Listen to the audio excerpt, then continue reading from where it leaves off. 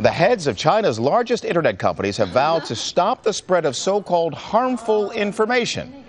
They made the promise after attending a 3-day workshop put on by the government. It is part of many steps taken by Beijing to tighten its control on the internet. Melissa Chan is following this story for us from Beijing. And Melissa, let's start with this idea of harmful information. What does the government mean by harmful information?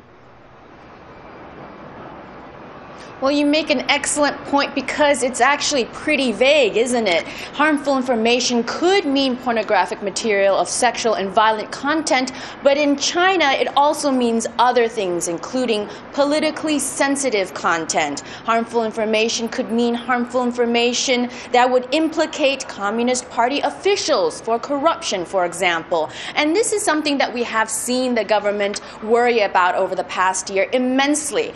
Something in China that has really taken off is what we call China's version of Twitter. It's called Sina Weibo, and you've got hundreds of millions of users on this thing spreading information by the second, and it has been a cause of great concern for the government and one major reason why they decided to hold this meeting and make this sort of announcement. Okay, so Melissa, this idea of a 3-day workshop with these internet companies, the idea being to better control the dissemination of harmful information.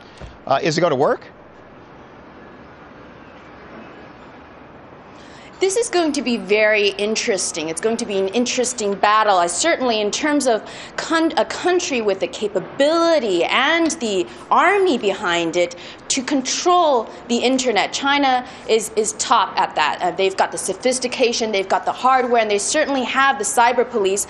In terms of the number of these people, we simply don't know how large that number is. On the other hand, you have to look at the number of internet users in this country. There are 500 million internet users. Let's say that the Chinese have a cyber police force of tens of thousands or even 100,000 people. Can they keep up with all the information and all the activity of 500 million internet users? That's going to be a big challenge for the propaganda department here, and certainly one reason to watch. Now, one thing that is important to keep in mind, though, is that if the Chinese government wanted to, they have in the past, they could shut down the internet entirely. They have that capability, and if things get to that point, they certainly would do it. They did it in Xinjiang in northwestern China, and they did it for more than 6 months. So that's something that they're totally capable of doing. Okay, Melissa Chan for us in Beijing. Melissa, thank you.